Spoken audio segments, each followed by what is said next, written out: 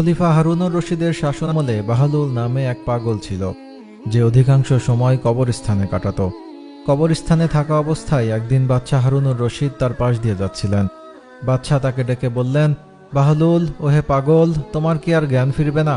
বাহলুল বাদশাহের কথা শুনে গাছের উপরের ডালে চড়ে বসলেন এবং সেখান থেকে চিৎকার দিয়ে বললেন, ওহে হারুন, ওহে পাগল, তোমার কি কোনোদিন জ্ঞান ফিরবে না? বাদশাহ গাছের নিচে এসে বাহলুলকে বললেন, আমি পাগল নাকি তুমি, যে সারাদিন কবরস্থানে বসে থাকে?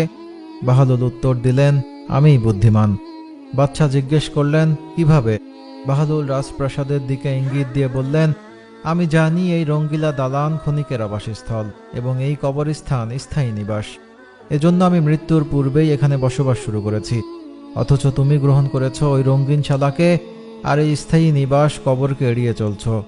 রাজপ্রাসাদ থেকে এখানে আসাকে অপছন্দ করছো, যদিও তুমি জানো এটাই তোমার শেষ গন্তব্য।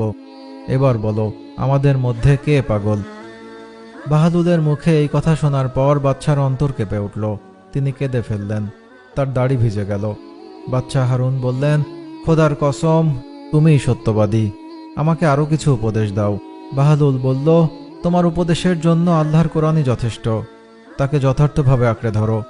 বাদশাহ হারুন বললেন, বাহাদুর, তোমার কোনো কিছুর অভাব থাকলে আমাকে বলতে পারো, আমি তা পূরণ করে দিব। বাহাদুর উত্তর দিলেন, হ্যাঁ, আমার 3টি অভাব আছে। এগুলো যদি তুমি পূরণ করতে পারো তবে সারা জীবন তোমার কৃতজ্ঞতা স্বীকার করব। বাদশাহ বললেন, তুমি নিঃসংকোচে চাইতে পারো। বাহাদুর বলল, মৃত্যুর সময় হলে আমার আয়ু বৃদ্ধি করতে হবে। বাদশাহ উত্তর দিলেন, এটি আমার পক্ষে সম্ভব নয়। বাহাদুর বলল, আমাকে মৃত্যুর ফেরেশতার হাত থেকে রক্ষা করতে হবে। বাদশাহ বললেন, এটিও আমার পক্ষে সম্ভব নয়। বাহাদুর আবার বলল, আমাকে জান্নাতে স্থান করে দিতে হবে এবং জাহান্নাম থেকে আমাকে দূরে রাখতে হবে। বাদশাহ উত্তর দিলেন, আমার পক্ষে এটিও সম্ভব নয়। বাহাদুর বললেন, তবে জেনে রেখো, তুমি বাদশাহ নও, বরং তুমি অন্য কারো অধীনস্থ।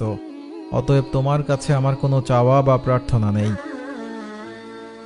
আমরা একমাত্র আল্লাহ তাআলার গোলাম এবং তারই অধীনস্থ। আল্লাহ তাআলা আমাদেরকে তার আনুগত্য এবং তার দাসত্ব করার তৌফিক দান করুন। সুতরাং যা কিছু চাওয়ার কেবল মাত্র তার কাছেই চাইতে হবে।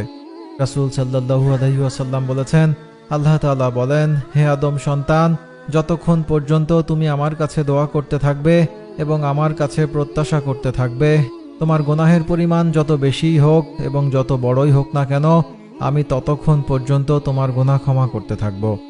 এমনকি এই গুনাহের পরিমাণ যদি আসমান পর্যন্ত পৌঁছে যায় এবং তুমি যদি আমার কাছে ক্ষমা চাও, তাহলে আমি তোমাকে ক্ষমা করে দিব।